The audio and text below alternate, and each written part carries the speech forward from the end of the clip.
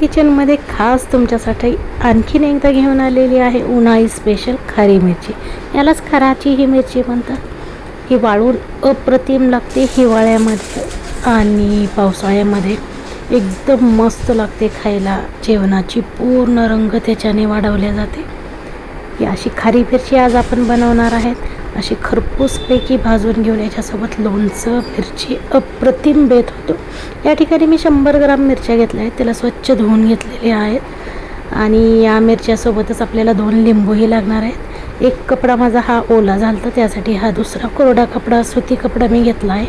याच्यामध्ये स्वच्छ आपण याला पुसून घेऊ. एक एक मिरची अशी पुसून घ्यायची जेणेकरून याला पाणी नाही राहणार.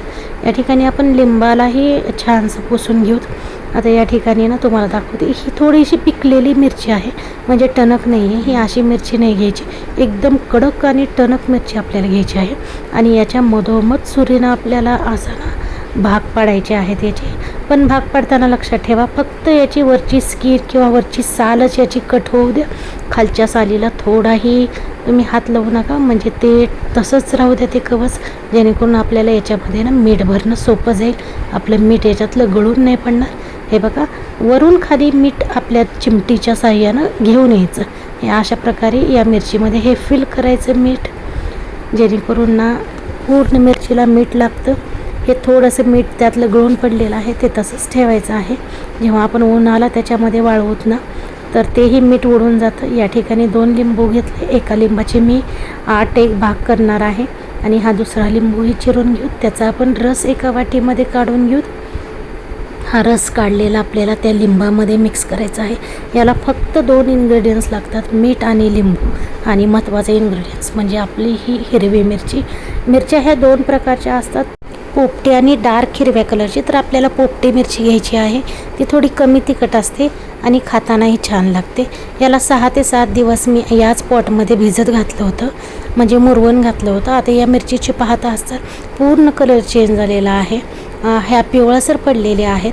तर ना ह्या मिरच्या एका आपण ताटामध्ये काढून ठेवतो आणि याला 4 ते 5 दिवस आपल्याला उन्हाला वाळवत घालायच्या आहेत. छानशा वाळल्यानंतरच हे आपल्याला वर्षभर टिकवता येतं. आता या ठिकाणी हे जे लिंबाच्या फोडी आहेत ना, या आपण मागच्या वर्षीसारखं वाळत नाहीत घालणार. याच्यापासून मी तुम्हाला दुसरी रेसिपी दाखवणार आहे, तर व्हिडिओ स्किप न करता पूर्ण पहा.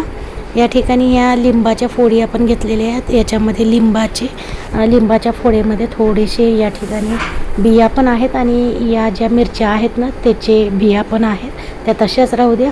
या ठिकाणी थोडंसं आपण काळं मीठ घातलं आणि 2 चमचे ना आपण या ठिकाणी गूळ घालणार आहेत आणि हे आपण ना एका छोट्याशा भरणीमध्ये काढून घेणार आहेत. हे आपलं तयार झालं इन्स्टंट लिंबाचं लोणचं.